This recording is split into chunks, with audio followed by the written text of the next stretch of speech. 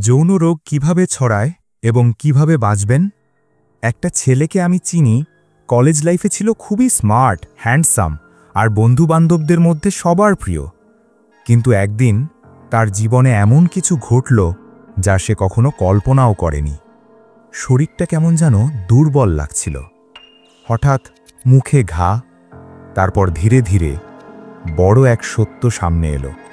সে এক ভয়ঙ্কর যৌন রোগে আক্রান্ত। আপনি জানেন কি, এমন অনেক মানুষ আমাদের আশেপাশেই আছে যারা নিজেরাও জানে না তারা সংক্রামিত। আপনি কি জানেন কিভাবে ছড়ায় এসব রোগ, আর আপনি নিজে কিভাবে বাঁচবেন? চলুন শুরু থেকে বলি। রনি বিশ্ববিদ্যালয়ের ২য় বর্ষে পড়ছে। একবার ঘুরতে গিয়ে তার পরিচয় হয় এক মেয়ের সঙ্গে। বন্ধুত্ব গড়ায় শারীরিক সম্পর্কে, কিন্তু রনি জানত না সেই সম্পর্ক হতে পারে তার জীবনের সবচেয়ে বড় ভুল। কিছুদিন পর তার শরীরে অদ্ভুত কিছু লক্ষণ দেখা দেয়। সে ভাবে হয়তো খাবারে সমস্যা হয়েছে কিংবা আবহাওয়ার কারণে। কিন্তু যখন বিষয়টা বাড়তে থাকে তখন ডাক্তার দেখাতে গিয়ে উঠে আসে সত্য, সে সিফিলিসে আক্রান্ত। কিন্তু কিভাবে? যৌন রোগ সাধারণত ছড়ায় এই কয়েকটি কারণে। ১. অসুরক্ষিত যৌন সম্পর্ক। ২. একাধিক সঙ্গীর সঙ্গে যৌন মিলন। ৩. ব্যবহৃত ইনজেকশন বা ব্লেড ভাগাভাগি করা। ৪.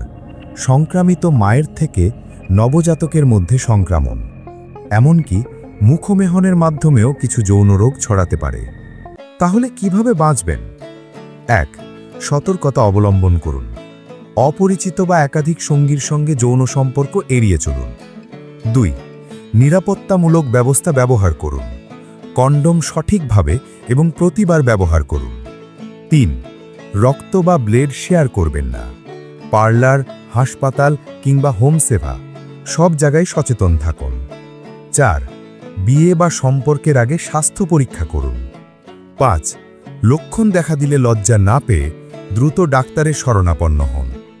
যৌন রোগ লজ্জার কিছু না, বরং সচেতন না হলে এটা হতে পারে জীবন বদলে দেওয়া এক ভয়াবহ বিপদ।